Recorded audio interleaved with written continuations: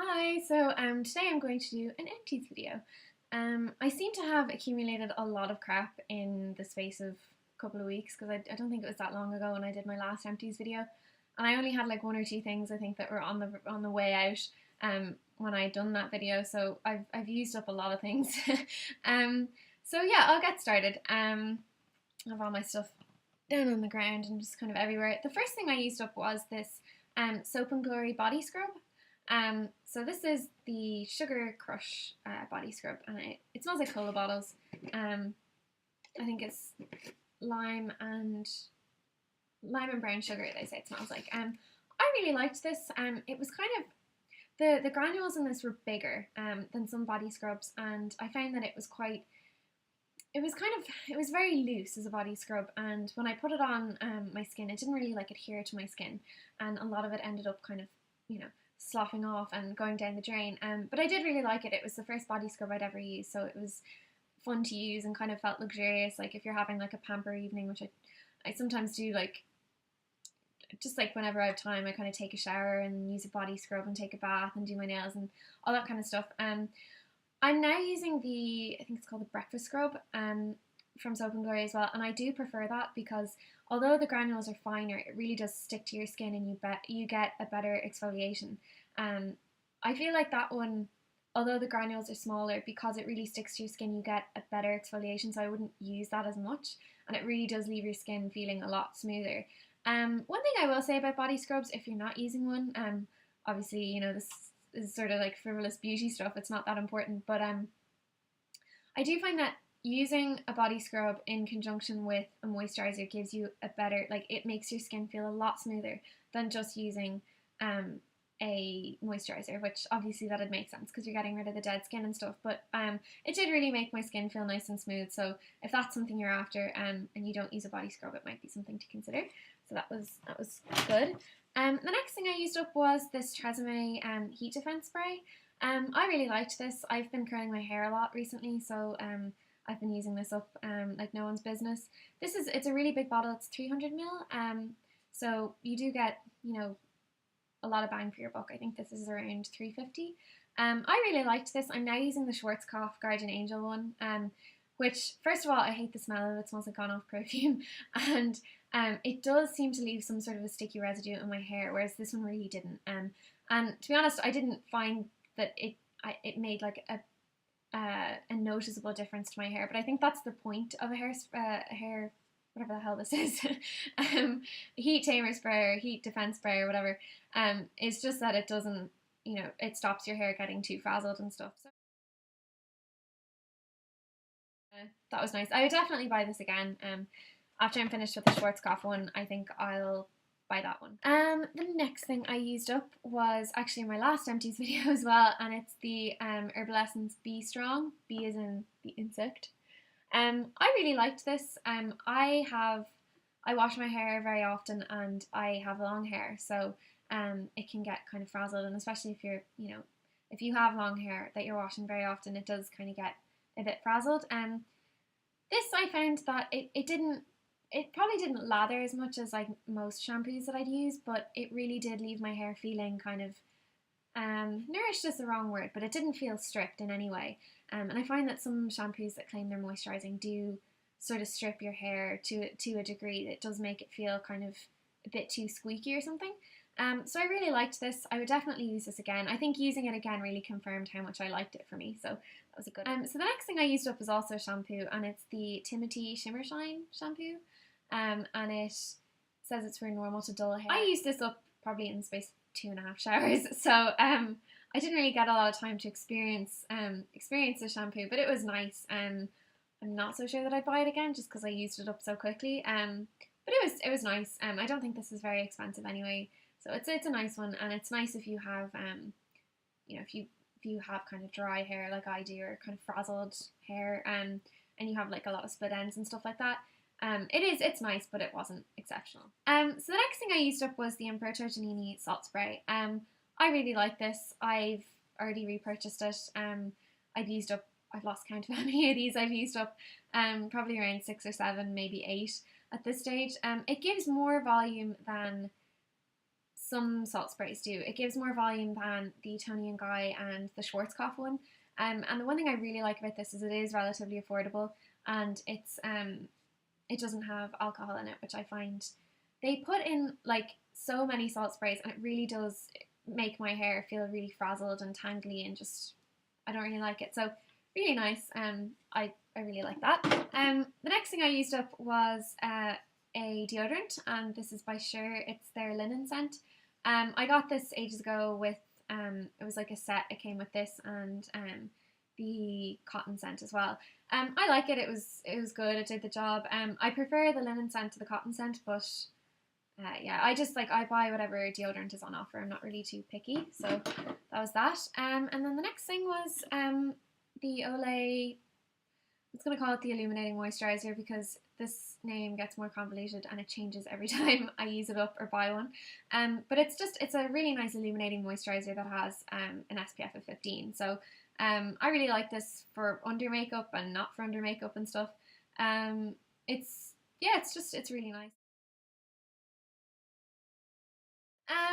Then the next thing was, I used up a hairspray.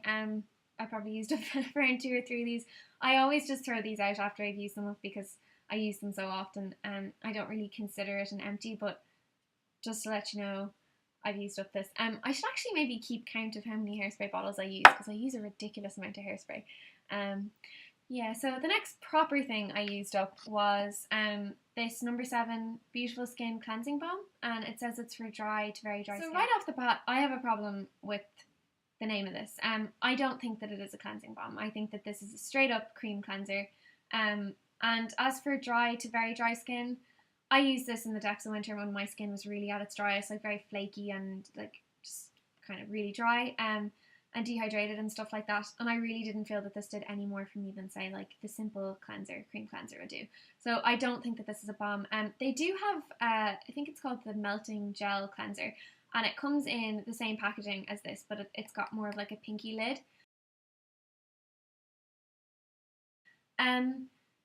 I think that that's definitely more of a balm. It's like a cleansing oil, but in like balm form. It's like a semi-solid form. It melts off your foundation and it emulsifies when you add water. So that's definitely a balm. And I found that when my skin was at its driest, that was much better to use. Whereas this was just bit of a dud really. I actually stuck this in my shower, which is a testament to how much I don't like this, because in general if I have any sort of a cleanser I want to use up and I hate it and I don't use it when it's sitting out in my bathroom with like the rest of my skincare stuff.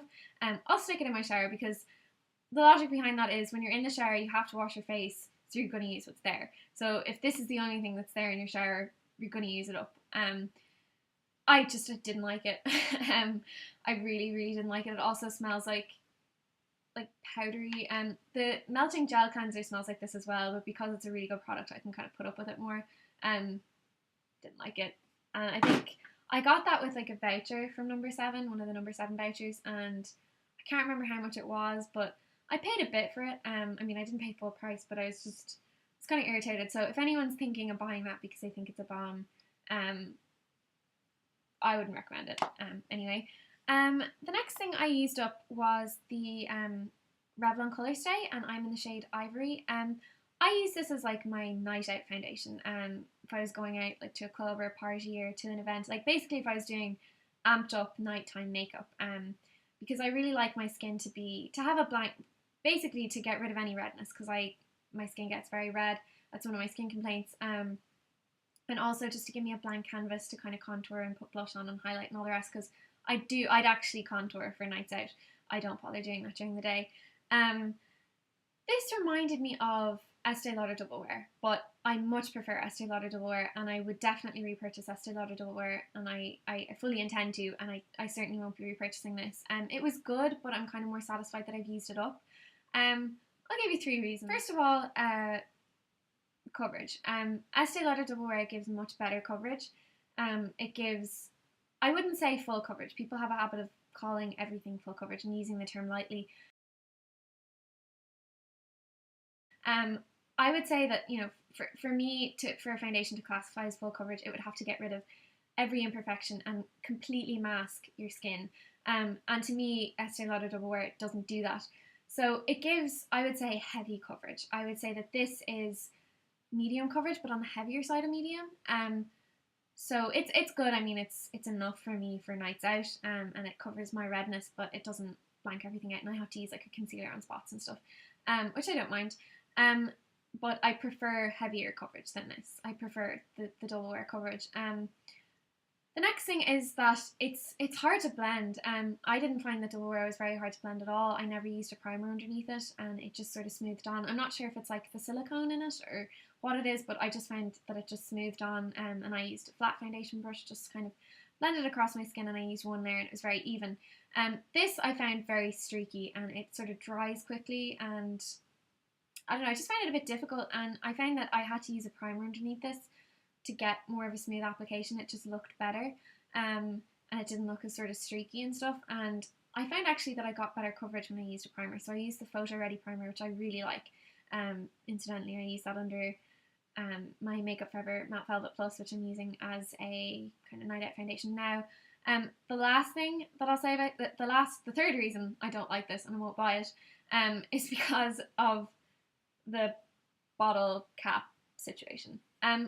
It's not so much that this doesn't have a pump, because Double Wear doesn't have a pump, and I've used a lot of foundations that don't have pumps, but in general, if a foundation doesn't have a pump, what I'll do is I'll invert the cap, or I'll invert the bottle, get some like kind of in the cap, and I'll use what's in the cap and what's around the neck of the bottle, and then when I use that up, I'll just do the same again and repeat it and just use the foundation like that. The neck of this bottle it's too long to do that with any sort of foundation brush, and I'd use like generally a flat foundation brush so that you'd think that'd be easier to get in.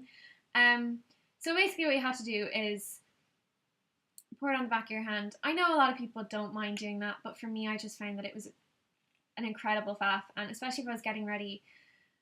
Usually if I'm getting ready for a night out, I'm usually in a rush because I never have enough time, no matter how much time I have. So it was just a pain. And then if you'd used up all the foundation on if you needed more, you'd have to kind of tap it out, especially coming towards the end of the bottle. Like I found I had to like bang the bottle on my hand. It was just annoying.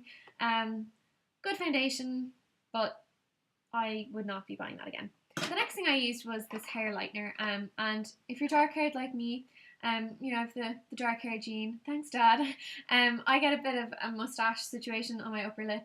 Like it's not, I don't have like coarse hair or anything like that, but it's just slightly darker than the rest of the, you know, the fuzz that you have on your skin. So I use this like facial bleach stuff. You can use this on like your leg hair and stuff like that. But I just have this small one. Like it comes in a bigger kit. I have the small one because I just use it for that. Yeah, so it's just like it's not actually completely finished, but I used up most of it. It goes with like an accelerator and a hair lightener. So you just mix these together with like a little spatula, and it comes with a dish and stuff. It's not finished, but the reason I included it is just because the last time I used it, I think it says you're supposed to keep it for 6 months, and I think it was slightly over the 6-month mark, and it just didn't work the last time I used it. So I used that up as well. So that was that. Yeah, so that's it. That's my video. I hope you enjoyed, and hopefully I'll see you again soon. Bye.